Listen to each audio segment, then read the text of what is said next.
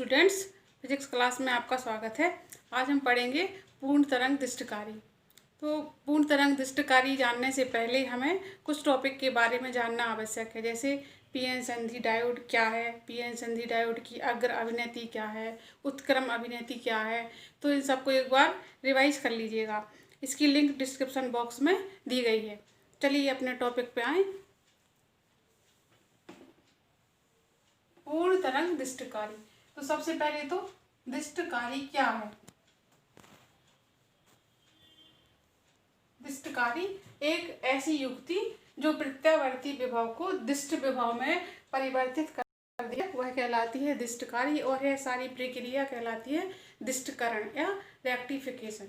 अब प्रत्यावर्ती विभव, ऐसे ये इस चित्र को देखें अपन, तो प्रत्यावर्ती विभव वह विभव है जिसकी दिशा लगातार परिवर्तित होती रहती है। इस तरह से एक बार अपने धनात्मक उच्चतम मान को प्राप्त करती है और अगले चक्र में ऋणात्मक उच्चतम मान को प्राप्त करती है। इस तरह से यह साइन वेव के रूप में प्राप्त होता है। और दृष्ट विभव केवल धनात्मक दिशा में, एक ही दिशा में ये अपने उच्चतम मान को प्राप्त करता है।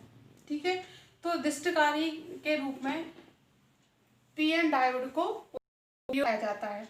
अगर हम पिछले वीडियो में हमने देखा था अर्ध तरंग दृष्टिकारी, उसमें केवल एक ही डायोड का प्रयोग किया था, लेकिन पूर्ण तरंग दृष्टिकारी में हमने दो डायोड का प्रयोग किया है। इस चित्र में D1 और D2 दो डायोड हैं, पीएन संधि डायोड है। इसमें एक ट्रांसफार्मर है जिसकी प्राथमिक कुंडली L1 है।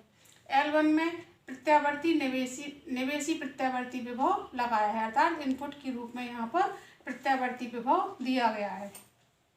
जैसे ही यहाँ पर प्रत्यावर्ती विभव लगाया जाता है तो वही विभव कुंडली ट्रांसफार्मर की द्वितीय कुंडली L2 में प्रेरित हो जाता है। अब प्रत्यावर्ती विभव के प्रथम अर्ध चक्र में, जबकि यह धनात्मक होता है, तो धनात्मक अर्ध चक्र में, इस अर्ध चक्र में पीएन संधि डायोड का पी सरा धनात्मक और एन सरा ऋणात्मक होता है। तो हमने अग्र अभिनति में पढ़ा है कि जब पीएन संधि डायोड का पी सरा धन से और एन सरा ऋण से जोड़ दिया जाता है तो वह अग्र अभिनति में कहलाता है।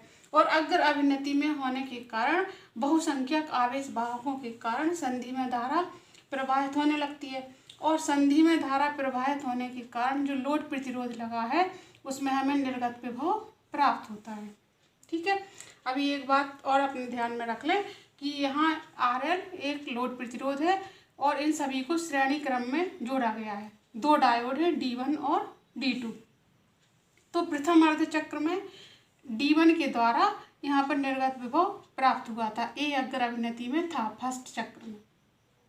अब द्वितीय अर्ध चक्र में, जबकि ये ऋणात्मक है, ऋणात्मक अर्ध चक्र में क्या होगा, ऋणात्मक अर्ध चक्र में डायोड D1 उत्क्रम अभिनति में होगा, क्योंकि इसका पी सरा ऋणात्मक सिरे से और एन सरा धनात्मक सिरे से जुड़ा है, धनात्मक हो जाता है, इसके सापेक्ष B के सापेक्ष हो जाता है, क्योंकि ये ऋणात्मक अर्ध चक्र है।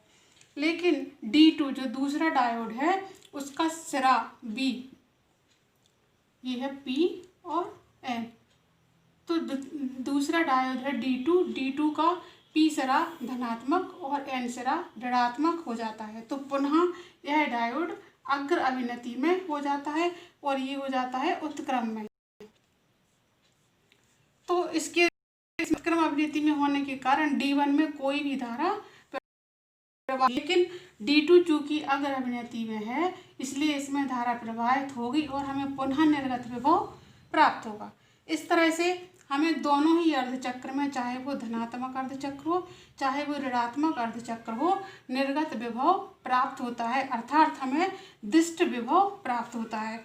देखिए इसका ग्राफ, जैसे निवेशी प्रत्यावर्ती विभव ये दिया है इस तरह से साइन वेव के रूप में। तो प्रथम अर्धचक्र में ये दृष्ट विभव प्राप्त हुआ, द्वितीय अर्धचक्र में ये दृष्ट विभव प्राप्त हुआ, तृतीय में इस तरह से हमें निर्गत विभव के रूप में दृष्ट विभव होता है, और ये पूर्ण तरंग दृष्टिकारी के रूप में कार्य करता है, अर्थात इसने पूरी की पूरी तरंग को ही दृष्ट विभव में बदल दिया है।